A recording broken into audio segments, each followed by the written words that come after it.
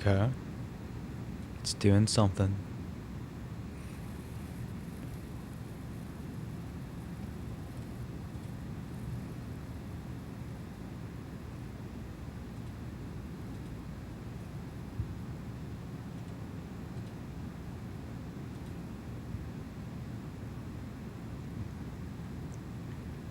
Okay. I'll say something real quick, Zach. Hello, hello, hello.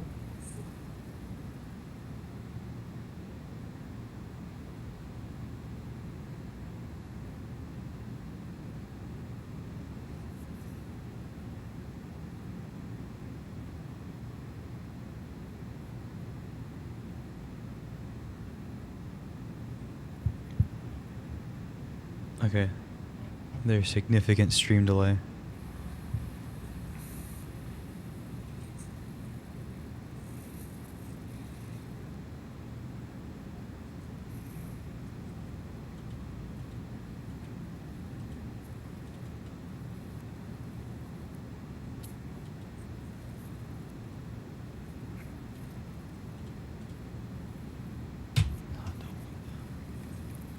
Well, welcome in everybody. We're just making sure everything's running. We're on a new platform, so trying to make sure everything's going good. But welcome all in everybody.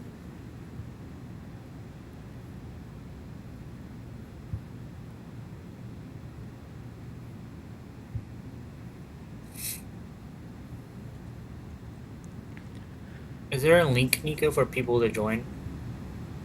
Yeah, it's in the description, and then Okay. we'll put it in the and then we'll paste it in the chat again. Yeah. Just so Okay. people know. Yeah, we're just making sure everything's working, everyone. So we appreciate anybody that's tuned in already. Yeah, and just kind of just patiently waiting. There goes one of the lights. This is the budget we're working on here, guys.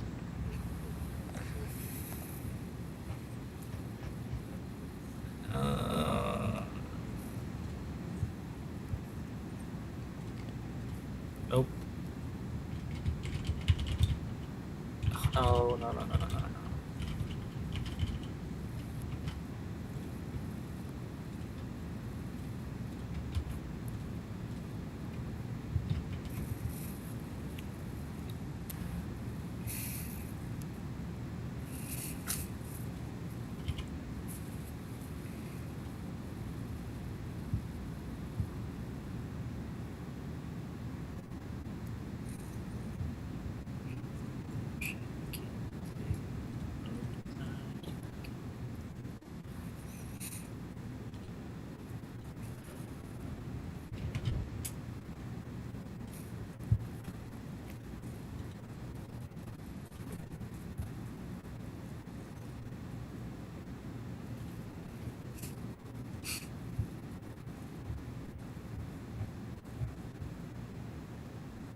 Okay, that should work.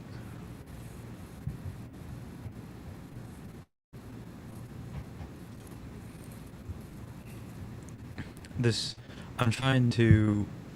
Yeah, again, sorry, we're just making sure everything's working.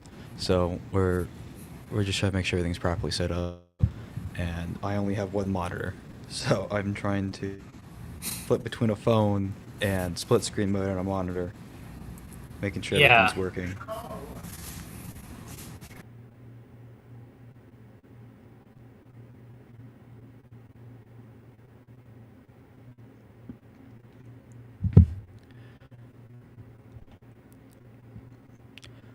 Okay. I think we're good to start. I think Are we I good to think the start now? audio's good. Audio's So I good? think we're good to start now. So, from Maricopa, I'm your host, Nicholas Andrescu, I'm your co Zach. and you're here for another episode of The Controversy, the one and only podcast that everyone here can relate to, especially those living here in Maricopa, with today's topic, of course, should Maricopa DeFlock? That's kind of been the conversation in everyone's mind lately on Facebook, especially with the ongoing elections, with what's happening across other cities in Arizona, getting rid of flock cameras or continuing their flock camera usage. That's what everyone's been talking about. Should Maricopa keep its flock cameras? And that's what we're gonna hear. That's what we're gonna talk about here today. So we're gonna kind of start the conversation off, just Zach and I sharing our opinions a little bit about flock cameras and kind of just talking about the topic in general. And then there's a link that we're going to share. It is in the description, but we'll also share it in chat. And you can use that link to actually join the live stream yourself. So we're not going to talk for long.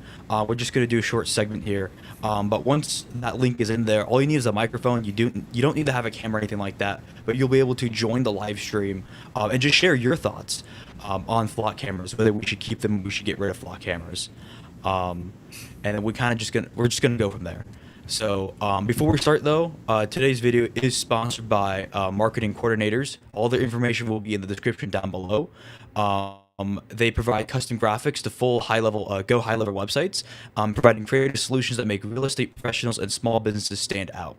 So thank you again to Marketing Coordinators for sponsoring today's video. Again, all their information will be down below. They provide all sorts of services from CRM training, website building, creating social media posts. They want to be your creative marketing partner, help guide your small business in the world of marketing, because that can be difficult sometimes.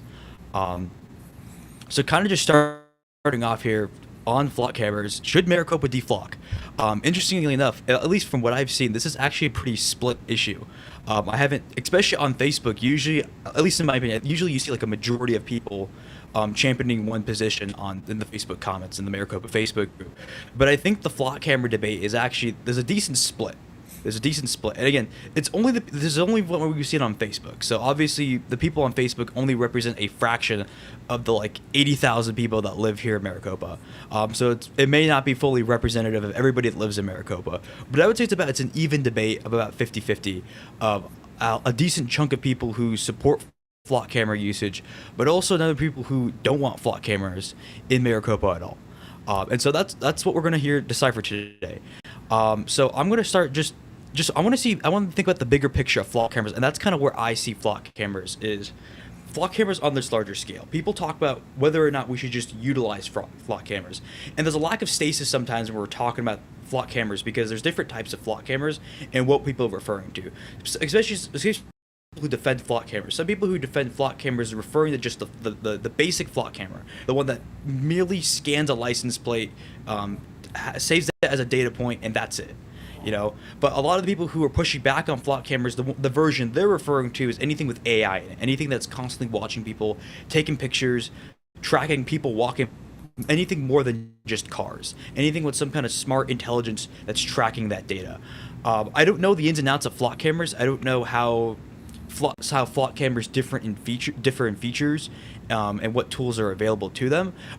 But that's kind of what I see, that difference in understanding between people, that difference in stasis, is the different type of camera that we're referring to, and what extent or what power that camera has when it comes to collecting data. My concern personally is less on the flock camera itself, but the greater implications of flock cameras.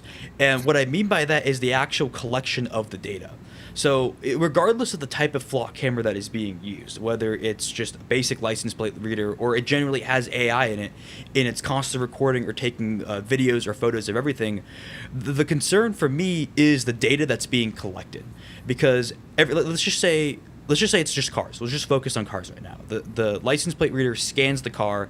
That's a data point that's being saved. Every car that passes by it, it's a data point. Now, here in Maricopa, flock cameras are placed up all the entrances and exit throughout Maricopa. So basically, every residential community has a flock camera near the intersection, the scan cars going in and outside of the community.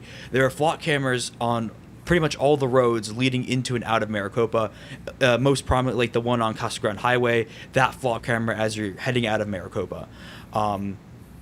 Every time you pass through that is a data point that's being created. And eventually enough of those data points create a data set. And that data set that builds a profile on these cars. Because now you have all these different data points that are all associated with that car.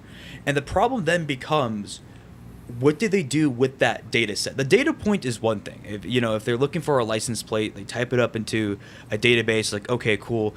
We know that this car passed by this flock camera at this time in this location. That's just a singular data point. My concern more so is with the actual data set, the over encompassing all these multiple data points about the one car put together, because that creates patterns and enables for pattern recognition. And now they can go and do things like, okay, this individual, we know that they leave for presumably work every single day at 8 o'clock a.m. Or they have this routine. They go to these locations on these days. This is when they come home, stuff like that. That's building a profile on you. That's building patterns. Personally, I like to say that humans are very unpredictable, but they're so unpredictable that they're predictable. And so you're able to start predicting human behavior based on those patterns, especially when we have a basic routine, like going to work every day or going to the gym or going to school. That creates a pattern. And that becomes sellable data that companies want. Companies want that kind of data.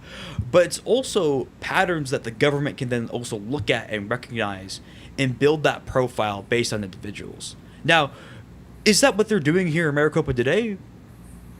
Probably not. But that's the concern, though, is will we get to that with flock camera usage in Maricopa? Will we have our own version of 1984 being under the watchful eye of Big Brother? That when it comes to that, kind of like that reference with 1984, that's another point of contention where people differ, is the actual intent behind flock camera usage. The purpose of flock cameras is to provide security and safety for citizens in the city. The best way I like to think of it is like a social contract. If you think about living in the United States, you live in the United States and then you have this social contract. And so you have certain unalienable rights, whether given by God or just some social kind of a category of rights. Wherever you believe rights come from, you have those rights that are endowed to you. And then you give up X amount of rights for X amount of security or protection from some kind of government entity or polity or individual. That's the same thing here with flock cameras. Your right to privacy, you're giving up a certain amount of right to privacy or maybe some other right in exchange for protection. And that protection is to better apprehend criminals by being able to, in the simplest sense, track license plates. But where should the line be drawn? And is something like that necessary? A lot of the conversation that I see online, people are like, well, yeah, if you're not doing anything illegal, then you shouldn't be concerned about flock cameras. But then the opposition to that is, do you always have to, like, how do I want to word this? I'm trying to paraphrase here the conversations that I'm seeing online. I don't want to get that paraphrase wrong because it's very specific. But my point is, though, is the conversation around whether flock cameras are needed for security and safety. I think they do provide that safety. Police have obviously gone on and advocated that when flock cameras are being used right, they are providing data. They are being able to apprehend criminals. But I think a good way to look at that differently is with things like the world of Watch Dogs. So if you don't know what Watch Dogs is, it's this video game from Ubisoft, and it came out in, I think, 2010s. And there's 3 games in the series, but they take the whole game takes place in the early 2010s. So about the year that it comes out. But the entire premise of the game is that you start the first game in the city of Chicago, and the city employs this thing called City OS. And City OS is like this.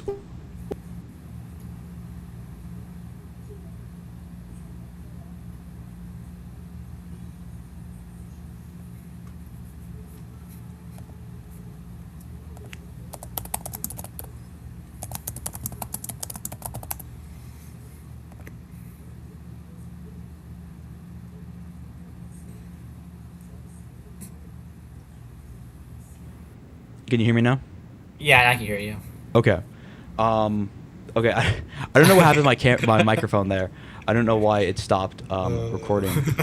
So let me roll it back a little bit here. And again, apologies for anybody that's watching this. We're still working with a lot of new equipment and new software than what we used last time for the debate. So we're kind of just going off of that. But essentially, though, what I was saying, though, is there's this game that this company called Ubisoft came out with. It's called Watch Dogs. It's a video game. There's 3 games in the series, and it takes place in the 2010s because that's kind of the year that it comes out. So might as well make it relevant, right? It's not set in the future. It's just set in the modern day of the 2010s. But the idea is that you're set in the city of Chicago, and the city employs this thing called City OS. And CityOS is basically this over-encompassing operating system that interconnects every single device in a city. The Internet of Things is connected to this. So you can think of anything from your smart appliances, your phone, any cameras, traffic lights, sewage, water, the electrical grid, transportation systems. Every single thing that can have a wireless access point is interconnected to CityOS. And the city uses this citywide operating system to ensure safety and, I guess, continuance and ensurement of operations in the city. But part of that is a big part of how the city of Chicago, in this instance, advocates for the use of CityOS and convinces its citizens that it's good for them to partake in CityOS, is that it's reducing the crime rate. I don't know what the in-game statistic is that they provided. They might have made it up, but like the crime, like it's been proven that crime has gone down in the city of Chicago because of CityOS. But the problem with that though is, even though crime has been reduced, the question you have to ask though is, what rights did I give up for that, right?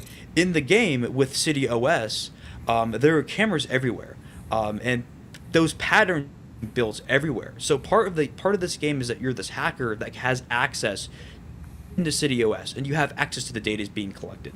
So that's kind of the first question: is who has access to this data? And that's kind of the big thing that the game tries to, the overall messaging that the game tries to bring about is who truly is in control of the data. Because even though CityOS is being employed by the city of Chicago doesn't own CityOS. It's this separate company. I forgot the name of the company off the top of my head, but the separate company owns miniature data centers around the city to build this network. There's these giant cell towers around. They own all the network infrastructure, and they're the ones collecting all the data. And they let the city access that data for their needs, but the company themselves own the data, and then they sell that data to other companies. And that's the biggest question of who truly is in control of this data. And that's the exact same question here today with flock cameras. Is the city of Maricopa doesn't own the flock cameras. Flock does. Flock owns the flock cameras. They own the infrastructure. And I don't know the extent of the contract. I don't know what rights they have over data, what access they have to data.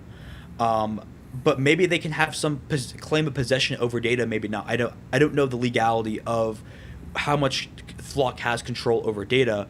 But that's a good way to think of it, is the city of Maricopa own the Flock camera. It's not like they have their own network. Flock is providing this service to them. Flock is providing the infrastructure. Now, where is the line drawn between company access and city access?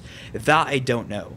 But it's not like the city of Maricopa went and put up its own cameras and it has its own separate dedicated data center and its own infrastructure, blah, blah, blah. At least to my knowledge. This is my assumption here, that none of this is the case, that all this is being provided by Flock through that contract.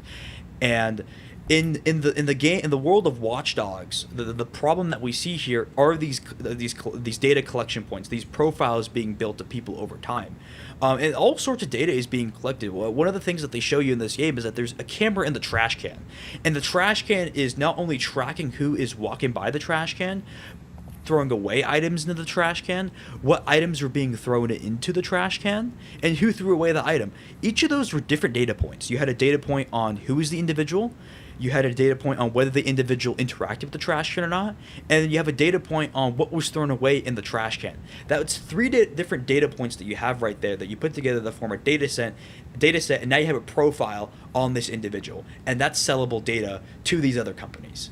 And that's I say that to demonstrate the level of what CityOS was. Now, Flock isn't on that level. It's not like we have all these cameras everywhere. But I think that's another important thing to bring up, though, is there's all this hype around Flock cameras, but what happens after Flock, right? If we got rid of Flock cameras, what comes next for Maricopa?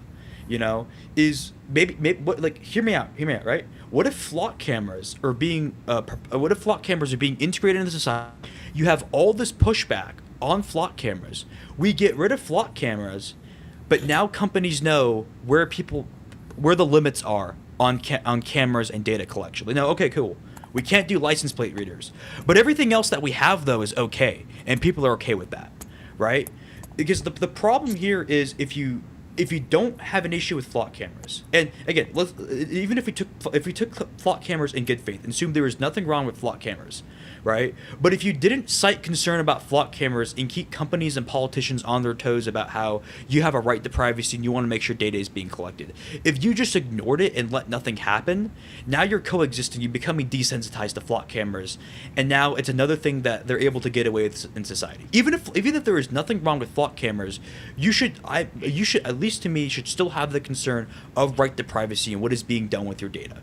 Because if you don't say anything and you don't speak up about it, these companies think, okay, that's another thing we just got away with, right? But on the other end of things, if we do get rid of flock cameras, does that mean the movement about the concern for right to privacy and data protection, does it end? Does it stop at flock cameras? Because there were other cameras other than flock cameras that are being used. In the city of Maricopa alone, it's not just flock cameras. You have traffic cameras. We don't have something that we don't have in Maricopa, but other cities have red light cameras. You have basic CCTV around all public buildings and probably a lot of other public spaces.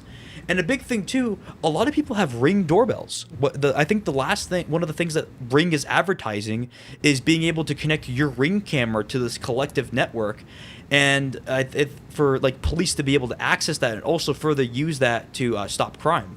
Don't quote me on that, but I think that's what the new thing that Ring is trying to push, and that was like through Super Bowl ad because they're trying to normalize that. So even if you got rid of flock cameras, what about other modes of data collection that exist? Does it stop at flock cameras, or should we also be concerned about all these other collection points? Because they're all access points. They're all things that if somebody knew what they were doing, they knew how to get their hands on it, they could access that. And now they're spying on somebody. They're collecting data on somebody. And I think that's another important thing to highlight too. Just really quickly, I know it's a little bit disorganized, my thoughts here, but just camera placement in general. I've seen people concerned about where flock cameras are being placed. There are some flock cameras that kind of look like the camera looks into your yard, which is a little bit concerning. Because again, let's just assume that the flock cameras are in good faith and the flock cameras are not doing anything malicious. If somebody got access to that flock camera, because again, it's still a data point, it's still an access point. If somebody got access to that flock camera, now they can peek into your yard, they can peek into your window. So I think that's an important thing too, is flock camera placement. But kind of just going back though, is where do we draw the line? I think that's another thing that we can relate to is like the data centers. People who have a problem with data centers, who are against data centers being built, especially here in Maricopa. Ongoing conversation and probably future episode topic, but like, should Maricopa have data centers? But for the people that are against data centers, do you stop at data centers? Is the concern only about the data center itself existing, or does it extend beyond that? Is there a larger issue beyond data centers? Because a big part of data centers is not just a data center, it's AI, you know? And so that's one of the things that people try to argue is that if you're against data centers, then you also have to be against AI. You have to accept both points. I think those are two separate claims, and then you can just be against data centers but not be against AI. But that is an important question, though, is if you are against data centers, should you only care about the data center being built for AI, or should you also be concerned about other data centers being built elsewhere, or just AI, the implications of AI in general? I think that's the exact same thing with flock cameras here, is should you only be concerned about flock cameras in Maricopa, or should you be concerned about the bigger picture of right to privacy and what's being done with your data and what protections that you have through these other collection points?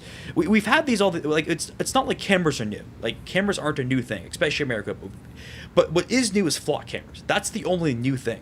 So what makes flock cameras different from other cameras that we've already coexisted with, that we've already normalized and become desensitized to? Like, we're already being tracked daily. That's one of the things that some people talk about is your phone. If you keep your Bluetooth on your phone, if you keep your Wi-Fi network on your phone, even if you're not connecting anything, people can still ping your device. So when you're constantly walking around, your device is constantly receiving pings and signals, and people can triangulate that and then again collect data and build that data set and eventually build that profile on you over time.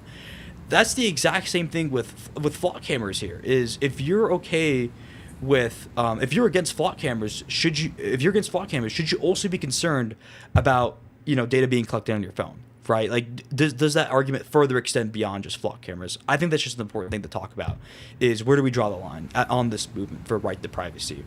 And again, if we accomplish this, if like Pinal County has already out there. Pinal County has already chosen to get rid of flock cameras, and so if Maricopa follows suit on flock cameras, is the movement for right to privacy going to die down, or is it something that we should continue building upon? That we've put the foot down on flock cameras. What are other things that we can do, or other things that we find that is concerning in regards to our data and data privacy or invasion? So I think those are just some important points to highlight. I'm just going to really quickly turn it over to you, Zach. Anything that you want to add, just share your thoughts on flock cameras. Well, I was gonna say I think the movement behind flock cameras can really only happen, I think, nowadays, and I think there might have been like talks about red light cameras, all this stuff, but the reality is people can do these movements because of social media. They can look online and see, oh, this city, Minnesota, is getting rid of flock cameras, or these people are destroying flock cameras, and they're saying, oh, I believe in this or I believe in that. So I really think why the movement's so popular now, why there is a bigger movement for privacy, is because what's been going on recently with all these big companies. But just having a social media presence can allow people to come together and just communicate their reasons why we shouldn't have flock cameras. And then of course on the other side too, we have people saying, oh, I support flock cameras for this or that, X, Y, and Z. So, and also too, I think again with the whole privacy thing, I was watching a TikTok on the city of Massachusetts. They were trying to figure out what they could do for their flock cameras, and the police chief was saying, well, I think the overall goal is for us to have our own system that's only in our city. So nobody else, third party companies that have access to our information, only the city has access to information.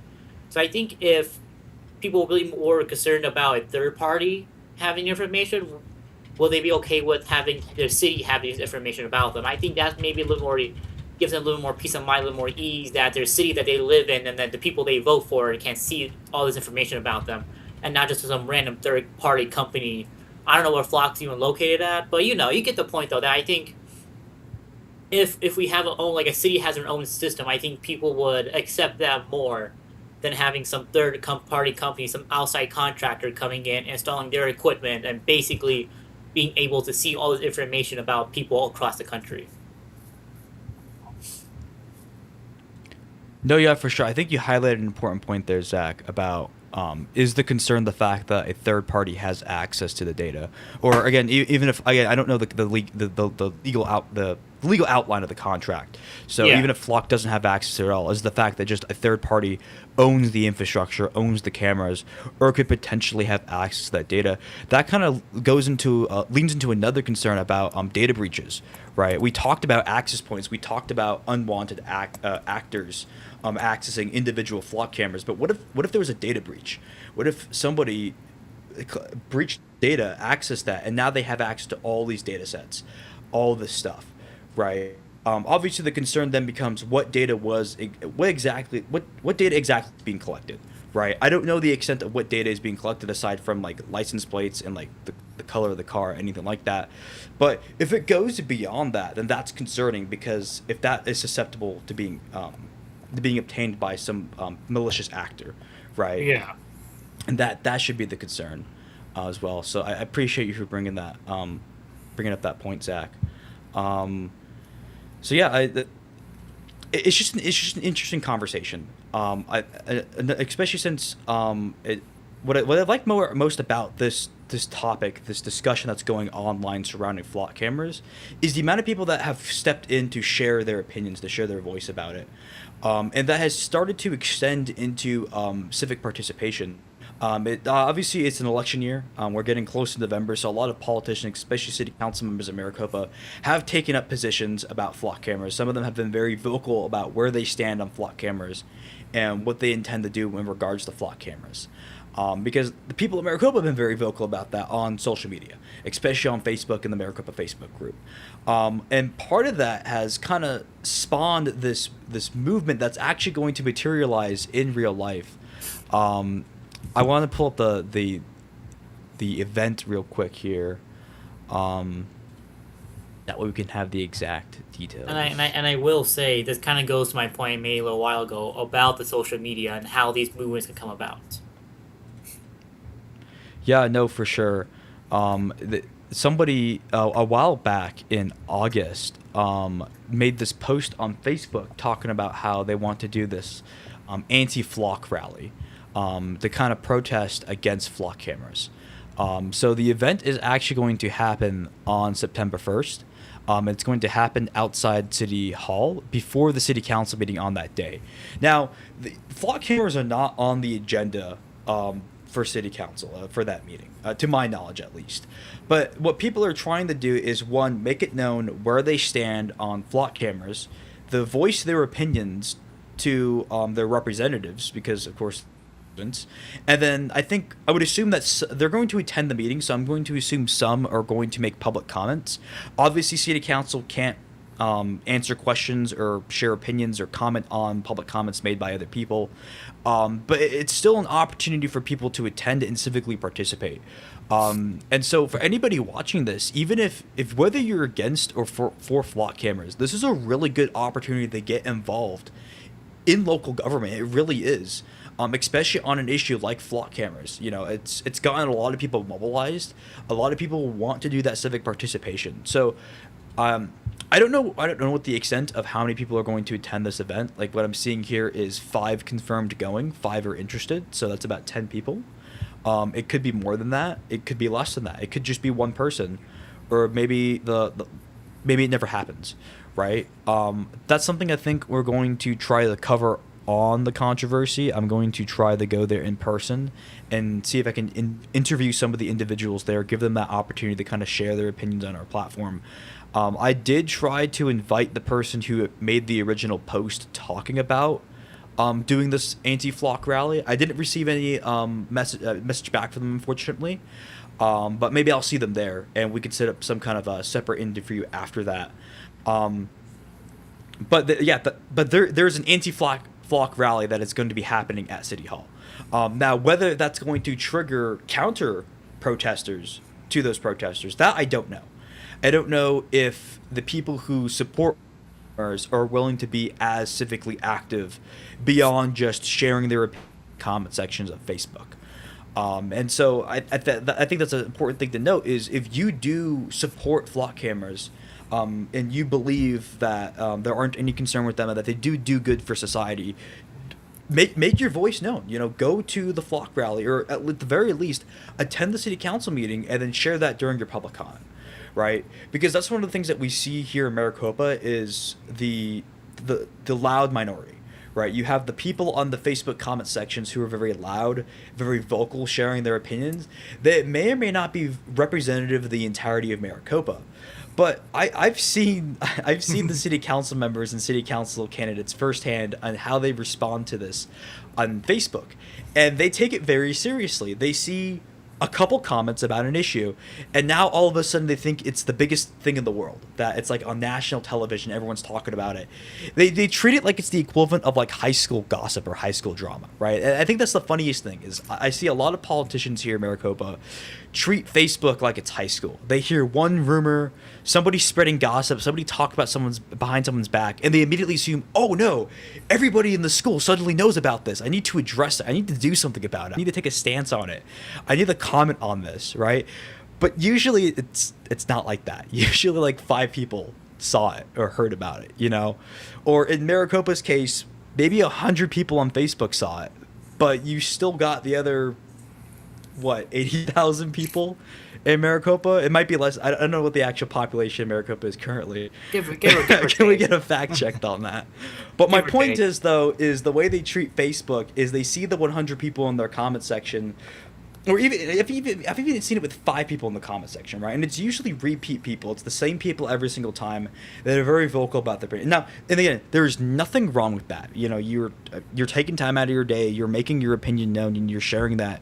Unless you're one of those people that hides your username and you're anonymous, like come on, like come on, you know, like just like show yourself, right? You know, like, I don't know why you're hiding behind an anonymous identity. That's just kind of sad in my opinion. But I digress.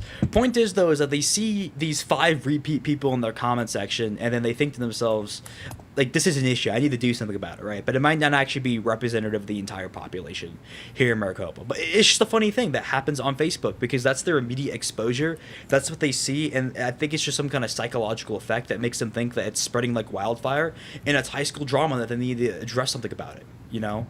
I've seen it firsthand, like in high school, where people hear a rumor or they see something about them posted online, and they think that all 1,000 students in the school know about this, and then they go and make a statement about it. And turns out nobody actually knew about it, but now more people know about it because they made a statement about it. And so sometimes the best thing to do is not to comment on things at all. But my point that I'm trying to make with that, though, with that tangent, is you have to make your voice known, because if not, the small number of people in the Facebook comment section are going to be speaking on behalf of 80,000 people in Maricopa, and the politicians are going to assume that that small group of people speak for everybody. And that's not the case. And so if you're not one of those people that is chronically online on Facebook, always in the comment section, then that's where that civic participation is important. You need whether you're just calling up or texting or calling your local city council member, or you're attending these city council meetings, or you're attending a protest like what's going to happen on September 1st, that's important civic participation, because that's outside the realm of the internet. And that's just a better way to gauge what the people of Maricopa think, rather than what's the small group of people that are addicted to Facebook thing, right? And that's not the diss on the people that are on Facebook all the time. You know, you do you. But it's just a funny social behavior to observe on the outside, right? Yeah. So just really quickly, I am going to post the link. So if anybody is watching this currently and you want to join, if you want to join live and you want to share your opinion directly to us and everybody else watching, I'm going to drop the link here in chat, and you're more than welcome to join. Again, all you need is a microphone. You don't need a camera. That's up to you if you want to use a camera. You don't need to provide your name or anything like that. We just need to hear your voice so that we can hear your opinion, right? So let me just drop the link real quick.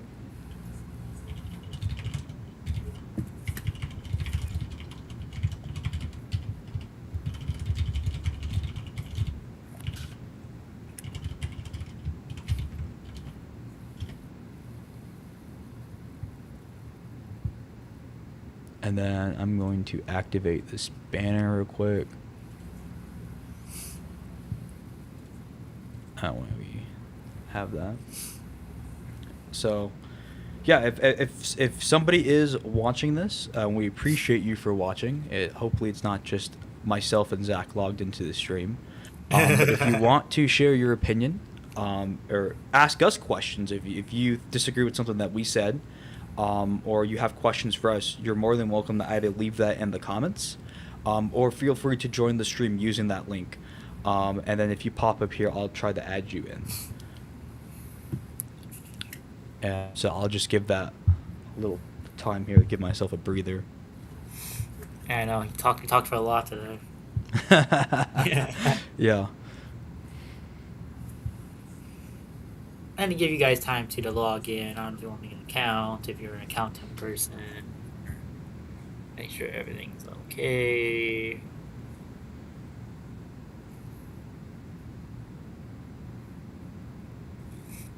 I do think the little banner on the bottom of the screen is pretty cool. It's all part of the stream software that we're using.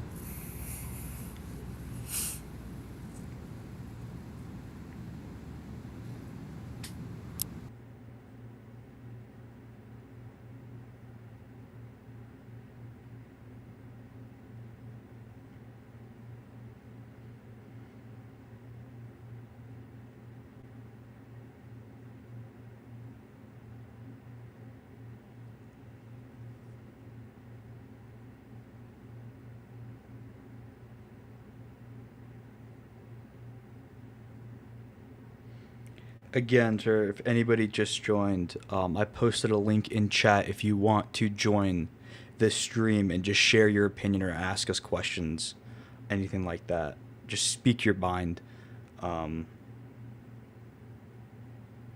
Should Maricopa DeFlock, right? See my camera freaking out a little bit.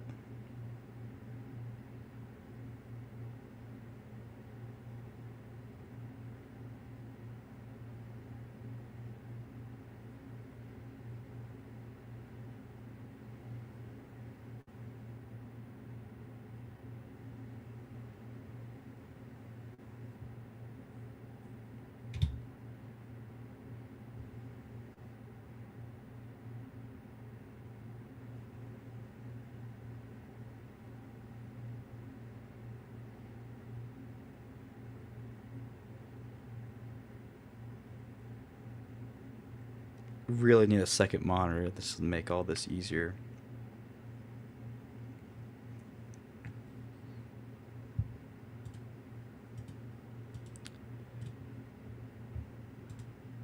I saw the concurrent viewer count jump up. That might have been me. But if you're an individual that just joined the stream, we just posted a link in chat if you want to join the stream live and share your opinions about flock cameras.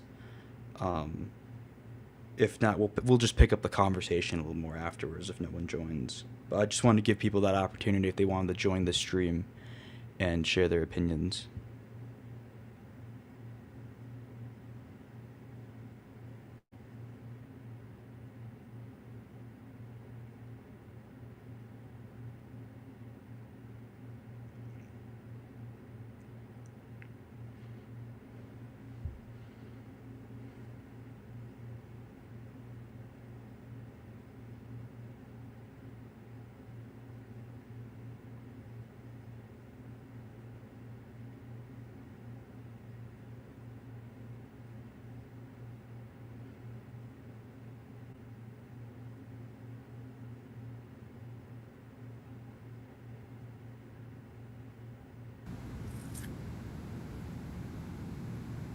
Doesn't even have to even be about flock cameras. It could be about anything else you guys want to talk about. No, it has to be about flock cameras. It has to be on topic.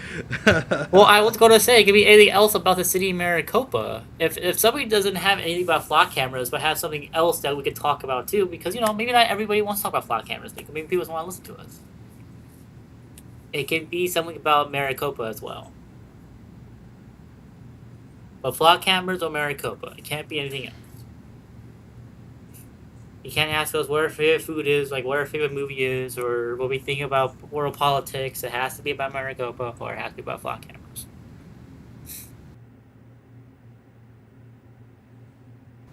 Oh, actually, funny enough, somebody on Facebook made a post asking about where people stand on flock cameras. Let me slide into that comment section real quick.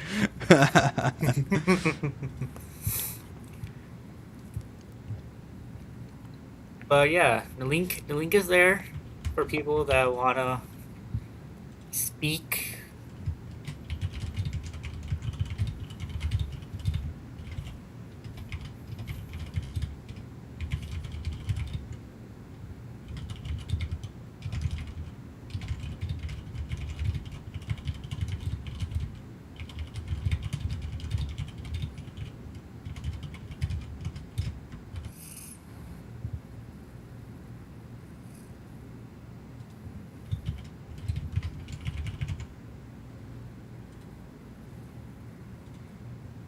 It's hard because I have this camera in the way, so I have to tilt my Yeah. head so I can see my monitor.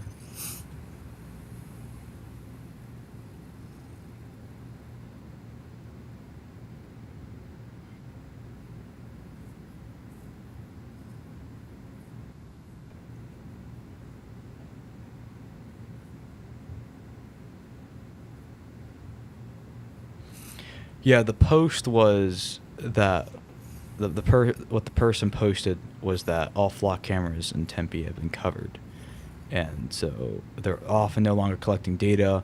And they said, where does the town of Maricopa stand on flock and other cameras? Do we need to vote city council out like the town of Gilbert did? What I actually find interesting about that, I appreciate the post, is where does Maricopa stand on flock and other cameras? Again, this goes back to what we were talking about earlier, is even if you stop flock cameras, let's just say you're against flock cameras, and so you go to your city council, tell them you don't want flock cameras, the city council gets rid of flock cameras. Is that it? Do we just stop at the flock cameras, or should we go beyond flock cameras? If the concern is your right to privacy, what data is being collected, what protections you have, is flock camera the only component of that, or should we extend the conversation beyond cameras? Again, as we talked about earlier, there are more points of data collection aside from just flock cameras. You have traffic cameras. We don't have red light cameras in Maricopa. You have CCTV cameras all over. You have the You have the network of ring cameras all throughout every single neighborhood in Maricopa.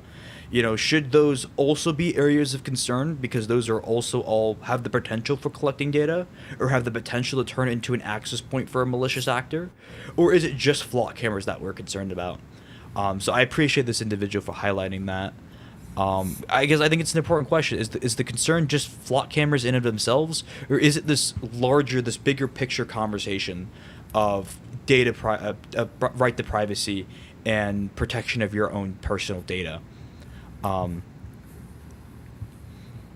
So interesting to see how that conversation will unfold. And that's the thing too, is a lot of these topics we see on the Maricopa Facebook page, and it usually ends up just being the same conversation recirculated every couple weeks. And that's another limitation that I find interesting with Facebook is a lot of people will you'll have the conversation happening on Facebook, and then what will end up happening is a couple weeks later somebody will basically make almost the exact same post asking the exact same question. And again, that kind of goes back to you have usually the same number of people who will respond to that post and share their opinions on it.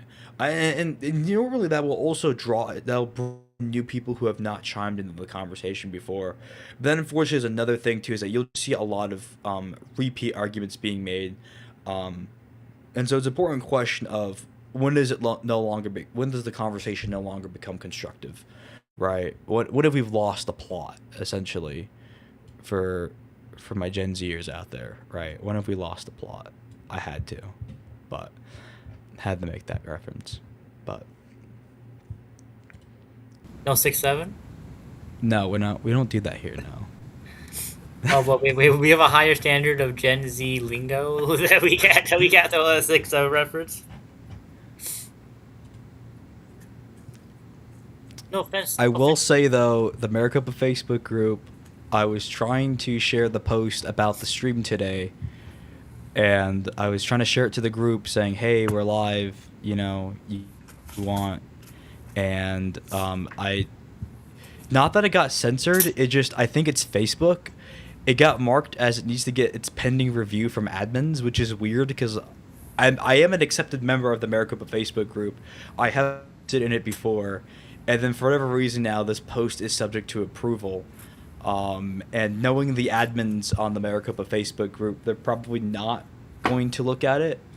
Part of that's not their fault because, surprisingly, there's a lot of bots that spam the Maricopa Facebook group. Why are bot armies concerned with Maricopa? I don't really know. Yeah. But, the Facebook group is almost at 90,000 members. I know half of that is alt accounts and bot accounts and spam or scam accounts. It's not actual humans. But point is though is that you have all these posts from these bot accounts, and then your post that's legitimate gets lost in the sea of bot accounts, and then so the admins take forever to respond to it to approve your post. So little bit unfortunate. That's why we're striving to really try to build our audience. I know that this might be a strange concept to some people what we're doing with the controversy. Doing a live stream and giving people the opportunity, just the open mic, to come on and just speak their opinion. There is no other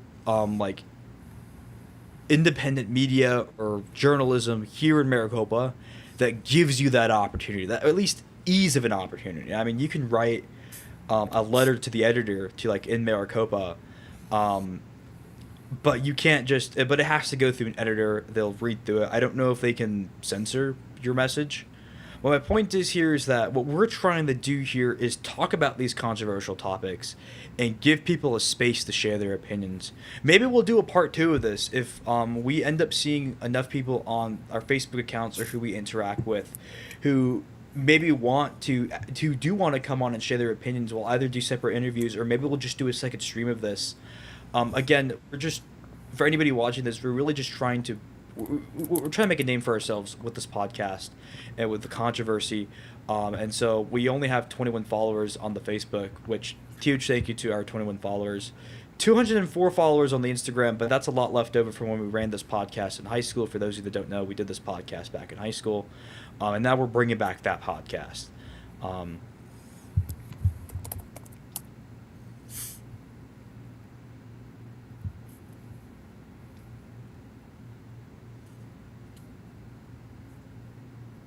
so I think unfortunately, I don't think anybody is going to join.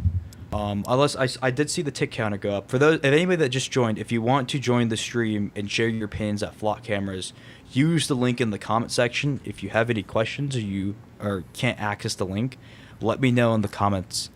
We plan to resume discussion.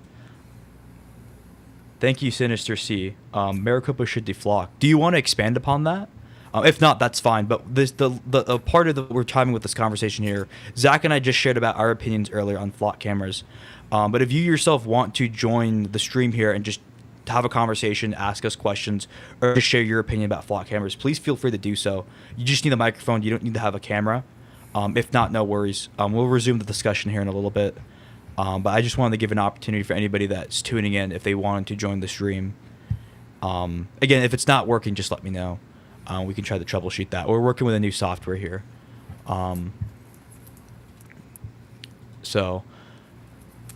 But for anybody that just joined, we were talking about somebody just recently made a post on the Maricopa Facebook group talking about asking for people's opinions on Flock Cameras. And so part of that discussion was we highlighted that the person the post said, where does the town of Maricopa stand on Flock and other cameras? And I thought that was a really important thing to highlight comparative to other posts about Flock cameras. A lot of people, especially like with the way we framed this episode, should Maricopa deflock, right? But I think an important thing in this conversation is, do we just draw the line at Flock cameras, or does this issue extend beyond Flock cameras? Does the right to privacy, who's collecting your data, if that data is being sold, what's being done with your data, is that beyond just Flock cameras? Because again, there's other types of cameras here in Maricopa. There's CCTV cameras, there's traffic cameras, we don't have red light cameras. You have the network of Ring doorbell cameras all across every single HOA and residential neighborhood. Those are all access points. Those are all an opportunity for a malicious actor to go in and access that and get that data, or for an opportunity for a company to collect data. So that's just an important thing to consider of this topic is, do we just draw the line at Flock cameras, or does the concern extend beyond that?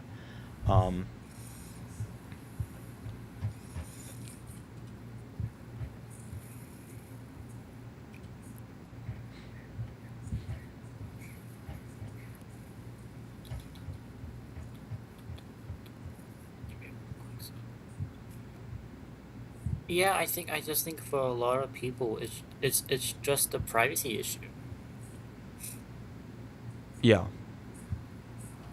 It really just comes down to who has access to my data.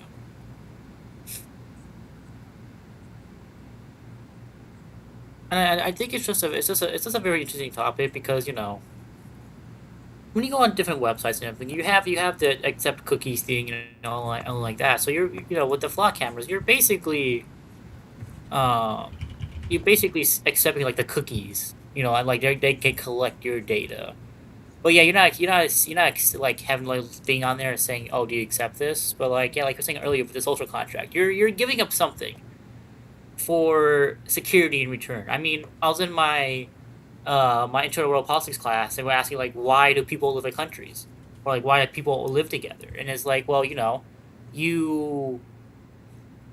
want the protection and you want security of your government to, yeah, like your government to give you security and protection. That's why we live in countries, because we wanted that protection from others. So it really just comes down to, do people want the security and the protection, or again, how, I don't know. It's just like, how can you differentiate between security protection and, again, from using that data wrongly, like you're saying, and it's multiple accounts of police officers, stalking their exes and doing all this. So yeah, it's just like, where do we kind of set the line? Like we were talking about, where do we set the boundary of security and protecting the individual and the community, over using it for something that doesn't have any benefit or any beneficiary factors for the society to function and to feel secured and feel the protection of the flock cameras. Yeah. No, I definitely agree with you on that. Just really quick here, Sinister Shodan, you mentioned Shodan in the comments. I'm trying to look this up here. Let's see what you're talking about. Are you talking about the System Shock character, Sentient Hyper Optimized Data Access Network? Am I looking at the right thing? I'm just trying to learn about what you're talking about. Is that what you're referring to?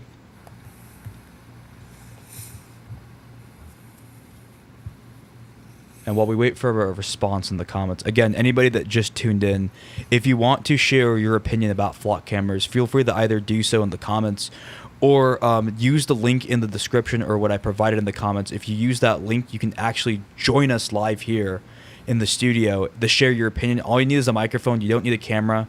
You can ask us questions, or you can just ramble and talk about whether you support flock cameras or not.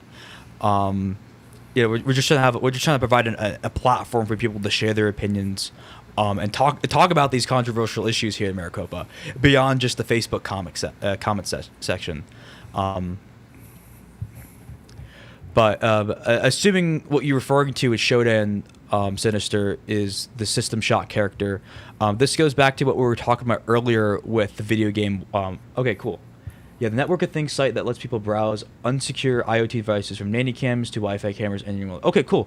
Yeah, so this kind of goes to what we were talking about earlier with the video game Watch Dogs, if you're familiar with the Watch Dogs franchise from Ubisoft. For those of you that don't know, this is what we were talking about earlier. Watch Dogs, the city of Chicago in the first game, there's 3 games. Second game takes place in San Francisco. The third one is London, I believe.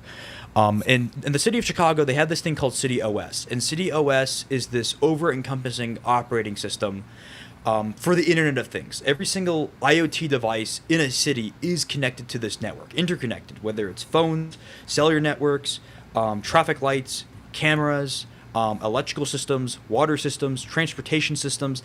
Anything that has a wireless access point is interconnected to this system. And so a big question in Watch Dogs is who truly is in control of the data, because the city of Chicago doesn't own City OS. The infrastructure and the services are being provided by a third company. And this third company in the game is collecting data and selling that to other third-party companies. And so this is what we're kind of talking about with, is the issue with flock cameras just the individual data point? Again, let's just assume for a second that flock cameras are acting in good faith, that all a flock camera is doing is just collecting the license plate. If is the concern just the singular data point that's being collected? Because if it's a singular data point, for example, a police officer goes into a database, looks up the license plate, okay, cool, we know that this car passed through this flock camera on this date and time at this location. That's the individual data point. My concern with flock cameras become with when multiple data points start being collected. Even if the flock camera is just something as simple as collecting license plates, the flock cameras in Maricopa are placed at all the high traffic areas where you enter and exit residential communities and where you enter and exit Maricopa. And so your car is going to pass through several flock cameras several times a day, and it's going to pass through that flock camera twice. And so, again, I don't know how a flock camera functions, but just I want to play with this hypothetically here for a moment. Let's just say you leave for work in the morning, right? You pass through the flock camera that is outside your residential community. That's one data point. It detects that you left the residential community. Then you leave Maricopa because your job is all the way up in Phoenix. There's no job in Maricopa, and you're stuck on the 347 because of construction. But that flock camera on the way out also scans your car. That's a second data point. Now, you come back from work. You drive back to Maricopa after being stuck in traffic because, again, ongoing construction. And then you pass through that flock camera coming into Maricopa. That's a third data point. Then, and this is assuming there's no flock cameras on the way. Then you go back to your house. You've passed through the flock camera that you originally passed through to get back to your house. That's a fourth data point. Now, individually, these individual data points might not seem like a concern or a problem. But if you take all 4 of these data points together, you now have a data set. And that data set repeated multiple times over the course of like a week, for example, because if this is going to work, you go to work 5 times a week. That's 5 data sets over the course of 5 days in a week. And then let's just say on the weekend you go to the gym. That's now 2. You do it on both days, Saturday, Sunday. That's now 2 more data sets. That's 7 data sets, and together that builds a profile on you. And that data combined creates patterns. It's pattern recognition. Then somebody can go and say, okay, cool. We know that this individual leaves to work at this time. They're probably going to go to Starbucks and get their Starbucks coffee, and then they're going to go grab a newspaper, and then they're going to finally drive to work, right? They can build that pattern and build that profile on you to know what you're going to do next. And what that reminds me of, and again, this like the Watch Dogs, for example, with the video game Watch Dogs, a big part of the city advocates for City OS, and it's advocated across all the games. When the hackers take down the City OS network and prove that the City OS is vulnerable, what happens in the second video game? You get City OS 2.0. And it expanded across more cities in America. And by the third game, you have City OS 3.0, and now it's gone international. And so almost every single major city in the world has this citywide network that's connected to the Internet of Things, that's tracking everybody all the time. But their defense for this, their rationale for this, is that it reduces crime. That's a big rationale for it, is that there is massive crime reduction. But in the video game, what happens is, it's not that it's stopping crime in real time. It's stopping crime before it happens. But how do you do that? You have to collect data on an individual and build that profile. So when you're playing this video game, what you can do is that you can scan individuals. And based on their profile that's built up in-game, it's not a real profile, obviously. It's just ones and zeros for the video game. But this profile will tell you how likely this person is to commit a crime, and whether you should intervene so that you can get your reputation points and your money in the video game. This is the exact same thing that I would be concerned for in real life. Is if it's one thing to go and say we're capturing criminals with license plate readers because we know that when they entered or left an area. But it's another thing if they prevented a crime before it happened because we're building profiles on people. Another good concept to think about is with 1984 and thought crime.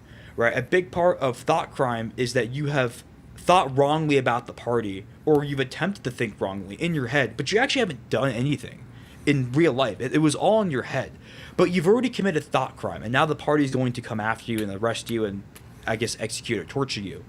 But that's what the party does in 1984, is that predictive crime network. It's not technological based, it's more so psychological, to go and say, if you think badly about the party, that's a crime, and we know that when you do it, so you might as well not do it, and then limit your ability to think freely, blah blah blah blah blah. So it's more of a mental thing where compared to technology.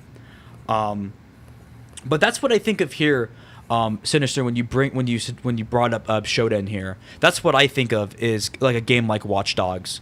And how they explored a citywide network that's constantly collecting data on people that all the IoT devices are connected to.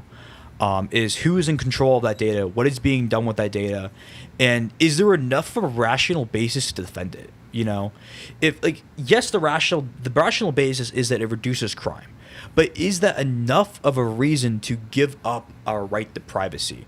Right, that kind of goes back to what we were talking earlier with social contract. Social contract is giving up certain rights for certain protections. So is flock cameras worth giving up certain rights to privacy in exchange for protection? But again, this kind of goes back to what we mentioned briefly with the Facebook post that we saw, is should it just stop at flock cameras? You know, is flock cameras kind of just the big spearhead for ensuring our right to privacy? But once we get rid of flock cameras, does all of a sudden all our concerns for privacy just drop? Or should we now pivot our attention to other areas of concern that might infringe upon our privacy? Is it this bigger is the issue bigger than just flock cameras? Is the issue just flock cameras in themselves? And that's something that I'm not seeing enough discussed about online. I see a lot of people talking about just the flock cameras, but I'm not seeing a lot of conversation of what happens next after flock cameras once we've dealt with flock. If flock cameras, if we do get rid of them as a city. So I appreciate you, Sinister, for bringing that up. That was really interesting to kind of split off into. Especially since the example that you highlight, at least, and this is my understanding, Wikipedia page is that it's artificial intelligence that has access to this data, and this kind of goes into the other aspect of the conversation of those that are against flock cameras is flock cameras that have that AI integration in it. What is the AI doing with that data? Because again, going back to like this data sets and building a profile, if it's just the camera collecting data and that's it, it's being stored in a database and nothing's happening with it. You can only really start building that profile either unless a human is doing it or you have an AI or system that automates that and is taking all this data together, putting it together and doing that pattern recognition. That's kind of where that AI becomes involved, and that's kind of where that becomes a concern. Now, I don't know if the flock cameras that we have here in Maricopa, if they utilize AI or it's just the license plate reader.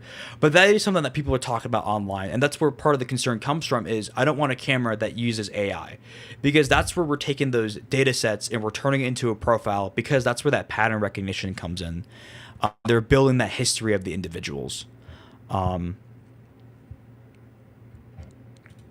So... yeah, really, really interesting to look into.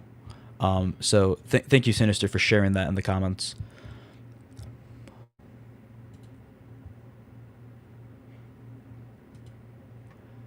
So, Zach, anything you wanted to add real quick? I'm just trying to catch up on the Facebook here.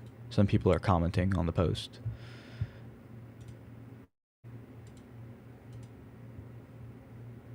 You muted, Zach. Or no, you're not muted. Sorry, that I just looked at the red line on your screen. I thought that was a mute symbol. Yeah, no, sorry.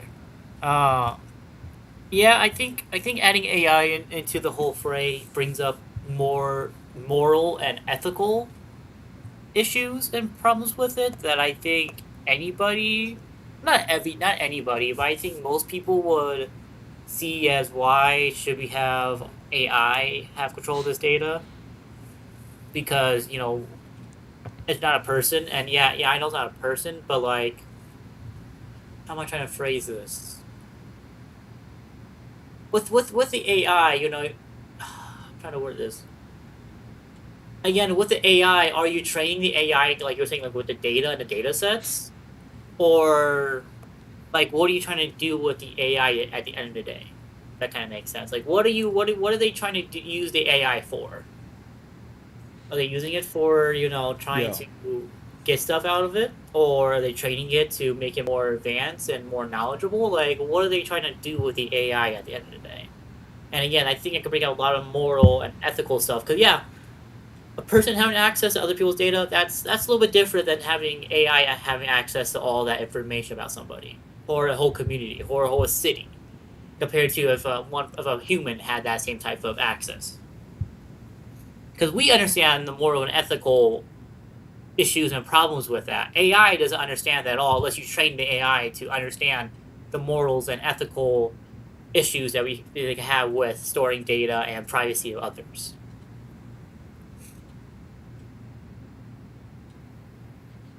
No, for sure. I think you bring up an interesting point, Zach, about ethical AI usage and how that data is being utilized. I think in general, I think it would be wrong for there to just be any AI integration at all.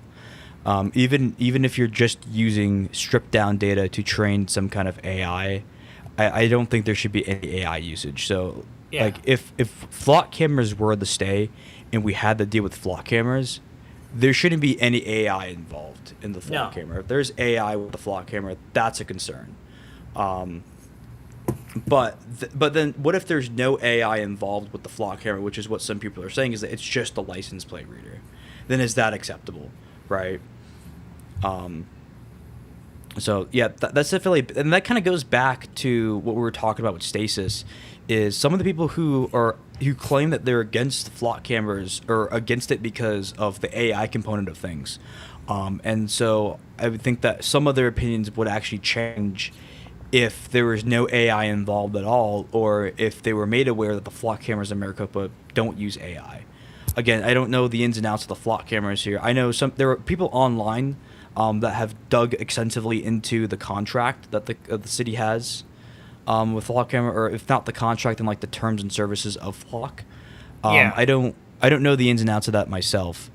Neither do I. But that would be something to consider is that AI usage, because I think that would help differentiate between a lot of different people in this discussion, and where they stand on flock cameras. Yeah, really, you could look at this like an ethical question, like ethics question. This is, I think, definitely an ethics dilemma.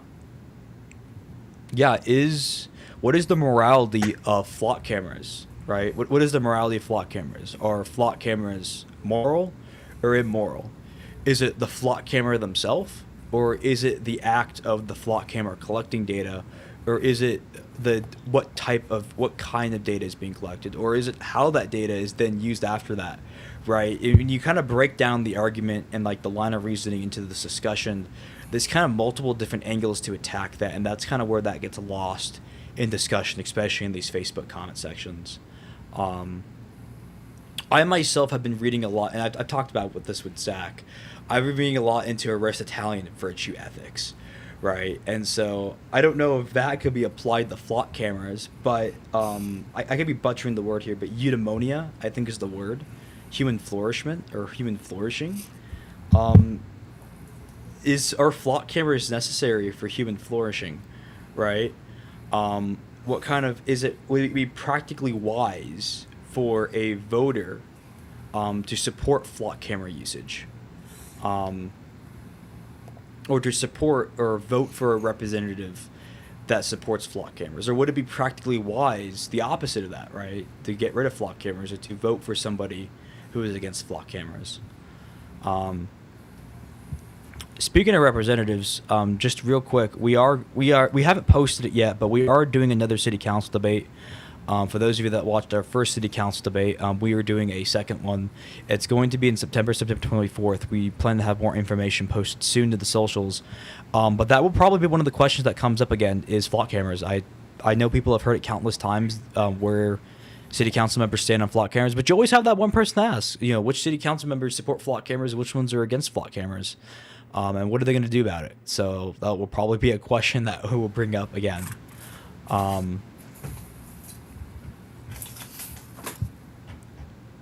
But yeah, I think as we're getting to the end here, unless somebody else joins and wants to share their opinions on flock cameras, should Maricopa deflock? Me personally, and I know this kind of sounds like fence sitting, but I don't want it to be like I'm sitting on the fence. But I think the issue is beyond just flock cameras. I think there is a bigger picture issue here that we should be focusing on, rather than just flock cameras themselves. I would concede that there are benefits to having flock cameras, but ultimately, I think the cons outweigh the good. Like for example, one thing I don't like traffic cameras, So if I'm against traffic cameras, should I also be against flock cameras? Right? Is there logical consistency required there? I think that's an important question. I personally, I think, would be for removing flock cameras, but I would also be very cautious about what comes after flock cameras. If we're going to support removing flock cameras, I would want to continue the dialogue beyond just flock cameras. What are other devices out there that are collecting data information on us, and should we be concerned about them too, and should the city take action on them? And that's kind of what I would say to that, regards to should Maricopa deflock, right? So yeah, I don't know. It's an interesting conversation on whether or not Maricopa should get rid of flock cameras. Zach, is there anything else that you wanted to add before we kind of end the stream here? No, I think we kind of said everything on the surface. I mean, again, this is a very, very entrenched issue that I think, me and Nico are not like fully experts on all this stuff. We're just giving you guys our opinion. So I mean, each city is different, each case is different, but yeah, I think we kind of said everything we could say about it. Scratch the surface a little bit for people to understand what's going on.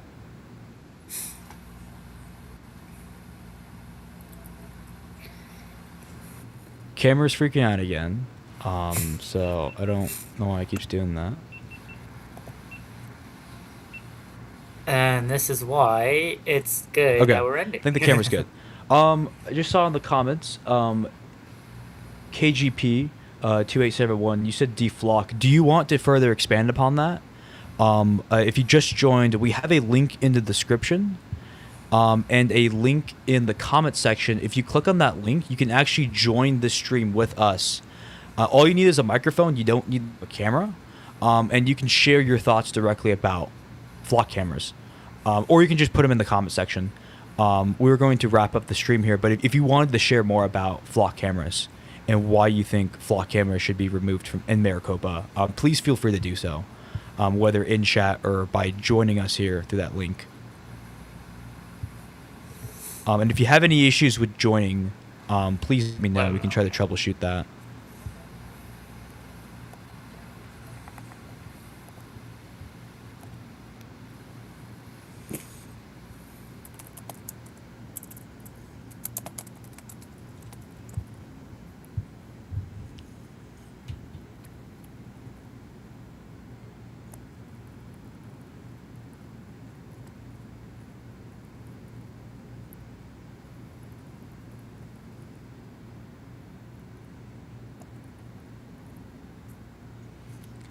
I hope my audio is good here. I with this kind of microphone, I need to be close to the microphone. I keep backing away from the microphone when I'm talking.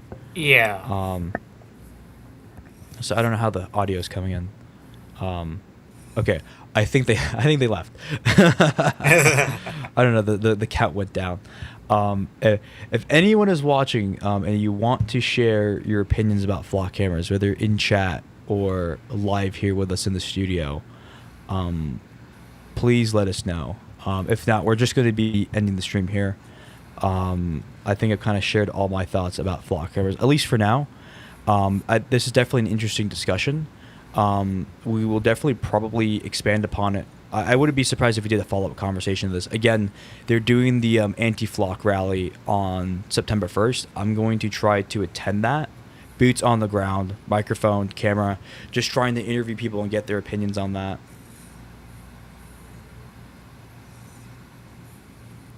Yeah, no worries. Yeah, if you don't want to join, yeah, no worries. But we appreciate you for joining the stream and sharing your opinion. Again, I know this is kind of a new concept. At least what we're trying to. At least I like to think it's a new concept. What we're trying to do, at least in Maricopa, the style of a YouTube channel is not new. But what we're trying to do here in Maricopa with this channel, with this podcast, is talk about these controversial issues and just provide a space for people to share their opinion.